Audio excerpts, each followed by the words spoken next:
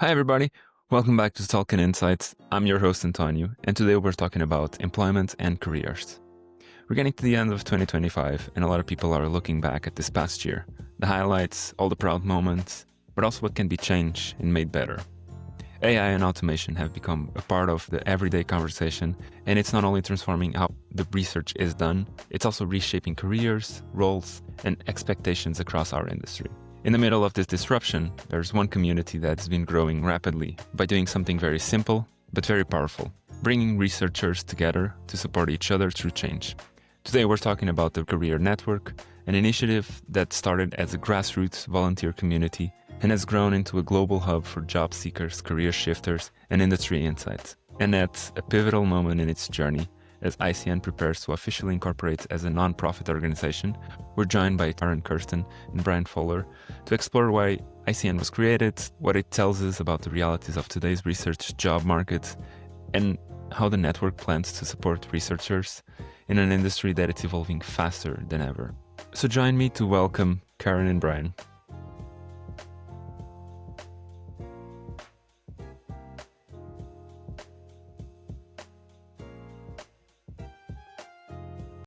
Kahren, Brian, welcome to Talking Insights. I usually say this, thanks for your time, but for you specifically, because this is a very special day for both of you, for the whole network. It's not new, but like this new announcement, this new change of the project, this new everything. Tell me all about it. What's the ICN? What's the Insights Career Network? What have you been doing in this past months, years, and what did it lead up to what it is now? Well, that's a great opening. I guess, the Insights Career Network has been a fee-free, volunteer-run community for the last 4 years. We have provided kind of hope and direction and a community support that has not been there in the past. I think we started the ICN during a time when there was a lot of uncertainty with the pandemic.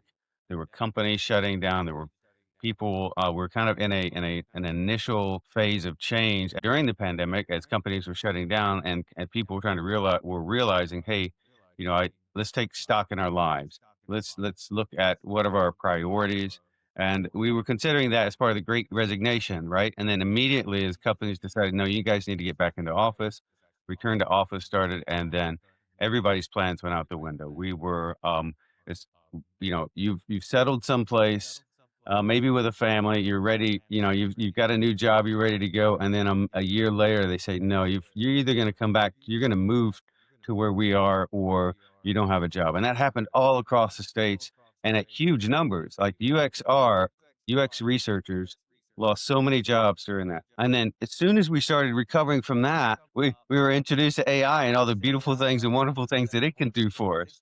Yeah. And almost immediately companies changed their approaches and their strategies for getting work done. And things where let's put a break on things. So in the midst of all this, we've just seen constant um, churn in the insights labor market and fewer jobs created. They have been um, collapsed into other roles and other departments, and the ICN has provided a home for people to come to and talk about what they're going through during those challenges. Because what we've seen is that in the insights world, people are looking for work much longer than the initial 3 or 6 months we used to be accustomed to. Now you're looking at, if you're an experienced person, you're looking at over a year, maybe 2 years, Oh, if you're yeah. trying, We know yeah, recently, plenty with 2 years right? looking still, Yeah. Yeah. but that's also because it's the tightening of the budgets, it's economic uncertainty, geopolitical uncertainty, so many things that are causing companies to put a halt on hiring and trying to rethink, well, what skill sets do we actually need? And that landscape has changed so dramatically. And we talked to you about this last time, Antonio, when we were talking Yeah. about the ICN results, and we saw in the hiring study we conducted this growing gap between what job seekers need, or just our labor force, what skills they have, what they need versus what companies are hiring and looking for. And so we haven't quite, kind of closed that gap yet. And we do feel there's a long way to go. And that's really what ICN's here to do. The ICN has been around for almost 4 years. And Brian was one of the original co-founders too. And that's what's so special about having Brian stick with us through this whole journey. Who we can let the cat out of the bag now. Brian's going to be our executive director, leading ICN forward. And we are just so thrilled to have him as our fierce leader, and being the bridge between what's been and what the future will look like. This has been a project, a network, something that has been going for 4 years on a voluntary basis. Like everyone's been giving their time, giving their efforts to work on this. Yes. Is there any limitations that created and this new status of a nonprofit will unlock, or new opportunities, new possibilities that this new era of the project will unlock? Yeah, Brian, I'll hand back over to you in a second, but the biggest issue we have is we have no money. I mean, we have it's actually it's incredible when we think about how much we've been able to achieve with a purely volunteer task force up to this point. But, as we continue to do this work and our following grows and we help and touch the lives of more people, it's become so clear that this needs to be a sustainable network. And to do that, we do need funding, we do need sponsors, we need partners. And that's the crux of what's going to make ICN 2.0 different to what we've had in the past. And we're bringing on more people who can help us with this, help us with fundraising, help us with our strategic direction, helping us ensure that what we're offering is meeting most immediately the needs of the people now, but also thinking strategically what in the years to come can help to fill those future gaps, anticipate those potential problems, and start to work towards them. Yeah. Brian, And Yeah, sorry. no, over it. it's true. I think the beautiful thing about how we kind of grew up as a grassroots organization, as people coming together and bringing their own energy and interest, and we've shaped this thing together. We had our 6 original co-founders who kind of architected what this thing was going to be, and where saw where we were missing gaps in the social safety net and a professional safety net, and we pieced this thing together. It's amazing to me. I'm still amazed at how well the thing still runs and represents what we're trying to do, and what the community and that the community has responded as swiftly as they have. There's a huge need for what we're doing, and we're doing it selflessly. And I think that comes through. What also comes through is the independent approach that we take to it. That we are here looking out for the people who are doing the work, who've they need independent thought. They need some curation of options, because Yes. we all just keep getting hit with just constant options of, well, we could keep building our skills in different tons of different ways and spend Mm. lots of money doing it. But Yeah. we really need a help. We need help finding our way through that, and that's where the ICN is a great one-on-one thing. Now, as Yeah. a nonprofit, as a community, it's hard to do much more than what we've done. We've done it. We've had a couple of thousand volunteer hours of the last few years put in to create this thing, and that's not even including my contribution. And Yeah. I should pause and thank my wife Shelby for and all the spouses who like support people as they put time into their passion projects and the things that really make a big difference. Because I wouldn't be here if she wasn't able to support me during this time. And Yeah. so thank you to all those people who are, it's not just the job seeker or the volunteer out there who's contributing this way. It's the whole family that is helping them do that. So yeah, thank you to all those Yeah. people who've helped us get to where It's we the are community, today. and I Now feel like we're ready whenever to you step on see the that gas. a person is very excited about it and it's very on board with it, I think it shows, and then it brings more and more people and the energy just flows. And speaking of energy flowing and this kind of partnerships, I want to ask about like what kind of partnerships at this moment are more critical and more crucial for the organization, for the ICN? Do you feel like it's more on like the academic side, is more on the corporate, more industry sides? What are some of these partnerships that you really need apart from money? Everyone. We're looking for everyone, Antonio. Everyone has a role to play.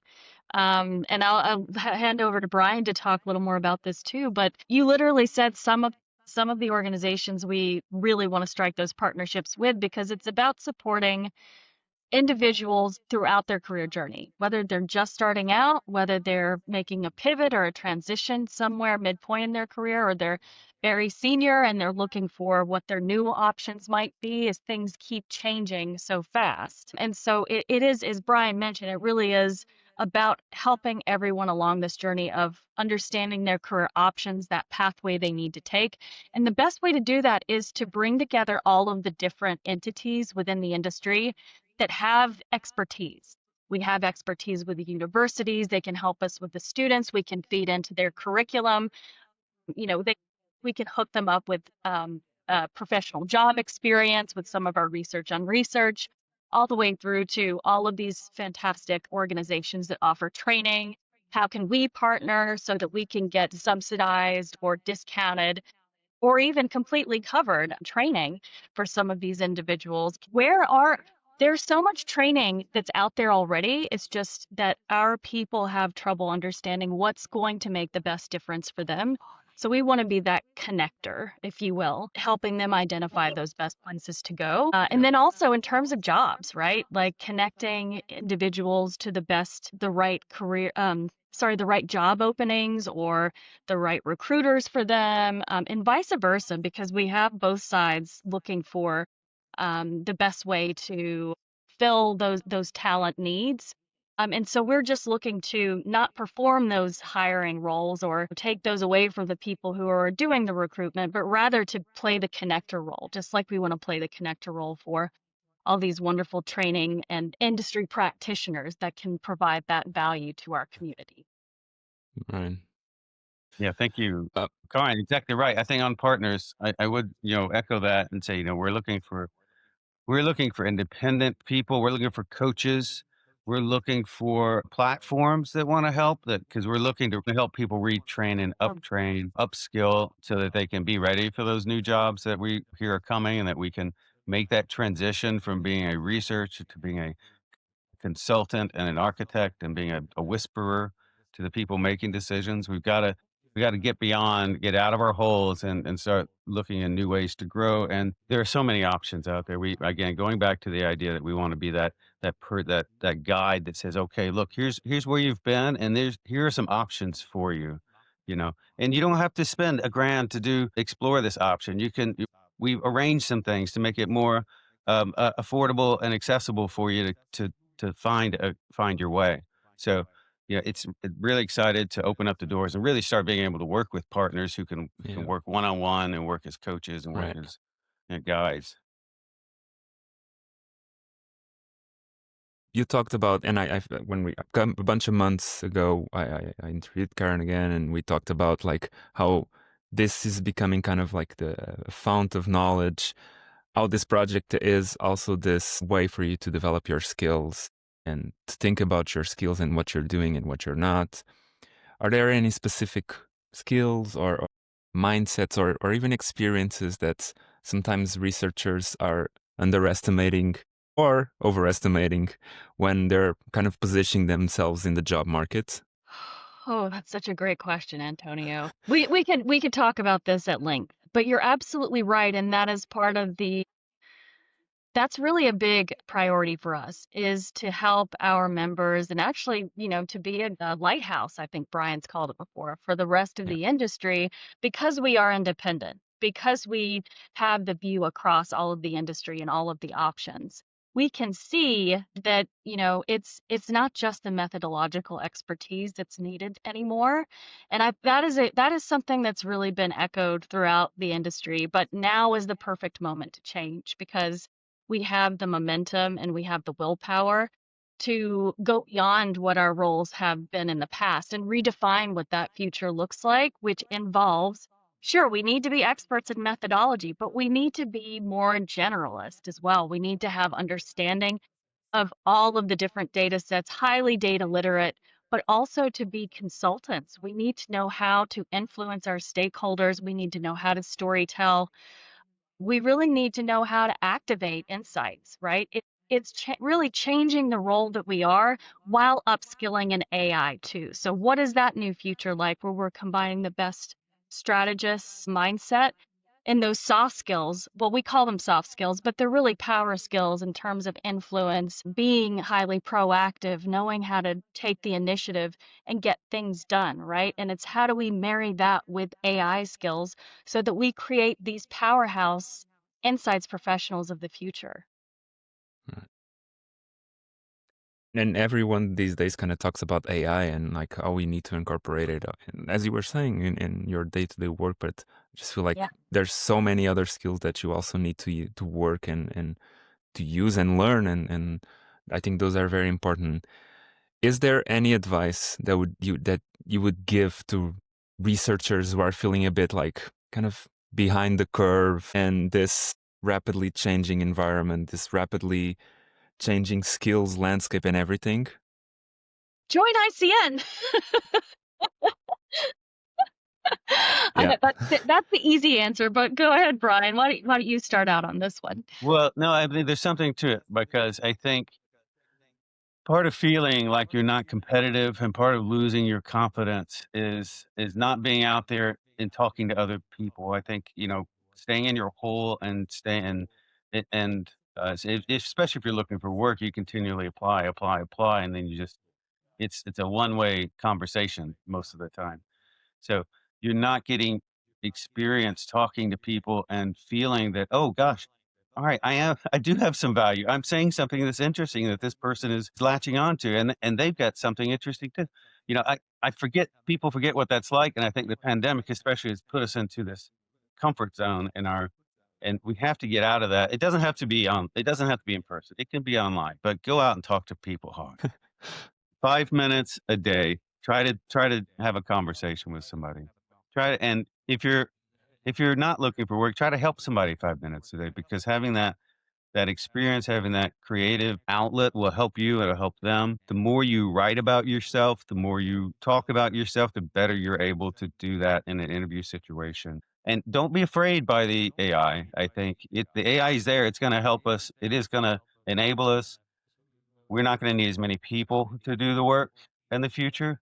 But I think the point with AI is that it it can really help us do great things, and we have to be able to speak to it. What we're seeing on the client side, on the brand side, they really want to have experience with AI, but they oftentimes can't even touch it. They're feeling a little bit on the back on their heels in that they haven't had a chance to play around with it. So, but you can do a lot out there with free products. There's tons of platforms out there that want you to kick their wheels, kick their tires.